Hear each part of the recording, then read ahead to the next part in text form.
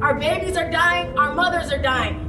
The injustice starts there, and then it moves into the school system where our kids are miseducated, they're excluded, they're marginalized out of the curriculum. Santa Clara County Office of Education has not done their due diligence to make sure that the teachers in front of our students and the leaders in front of our students are culturally relative, responsive, and reflective of the communities that we're serving. Our kids are being criminalized in the school systems, which means that the data for their discipline on their permanent records makes them look like criminals. So if we're going to talk about equity, we need to talk about reparations, because we can't level the playing field without closing all of those gaps first. We need to be compensating Black and brown students from socioeconomically disadvantaged communities for going to school. They should be paid for going to school. That's just a small compensation to make up for the years of injustice that they had to face even before they entered into the school system. About the resolution proposal to declare racism a health crisis. Part of it is to incorporate educational efforts to address and dismantle racism and expand understanding of racism and how racism affects individuals and population health. When my mother was born without the right to attend the same schools and use the same bathrooms as white Americans, racism was a public crisis. When free Black people were completely excluded from being able to buy property and own land to build wealth for future generations, racism was a public crisis. Black Lives Matter! And Black lives really matter. You want to do something in this state to affect Black lives?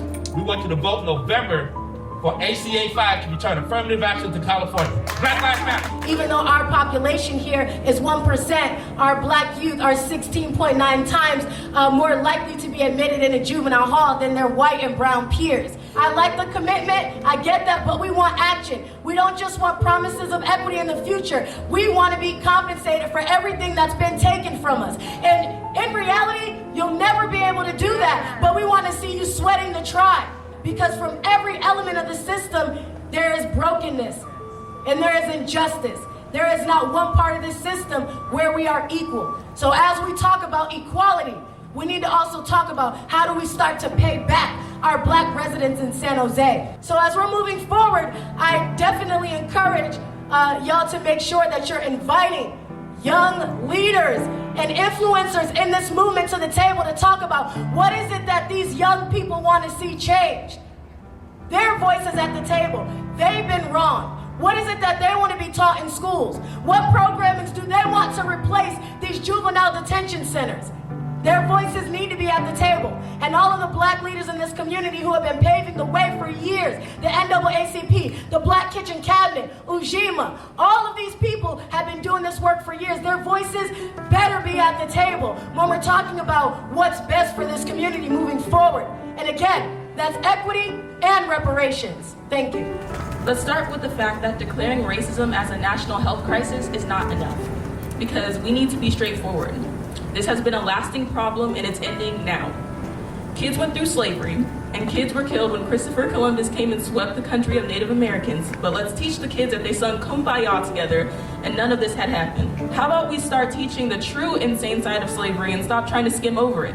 Educate your students that the police that we have now, that you fund millions of dollars to, are the evolution of slave patrol used to keep Black people in check. To this day, we take up more than half of the population in jails, but we only take up 12% of America. How does that work? The system that was made in response to our freedom and is still taking place to take advantage of Black people today needs to be ended now. I want you to care more about the lives of the community instead of giving millions of dollars to fund systems that serves and protects only those that look like them. I do not want to hear that it costs thousands of dollars to fund juvenile centers when you should be complaining that we fund millions of dollars to a system of racism instead of making nurturing environments for those kids that may have made better choices if they had the opportunity. But their low-income families and their low-income cities don't allow that. With the urgency that you have to get people out of their homes back into an incurable pandemic-infested world, I want you to act with that same urgency and do what you know is right. Stop claiming that you stand with us. I want you to stand for us and defund the police. Put that money where you know we need it. It's time that some change happens. We do not want fake allyship. Either you announce a crisis tomorrow and promise to make change, or do not do it at all.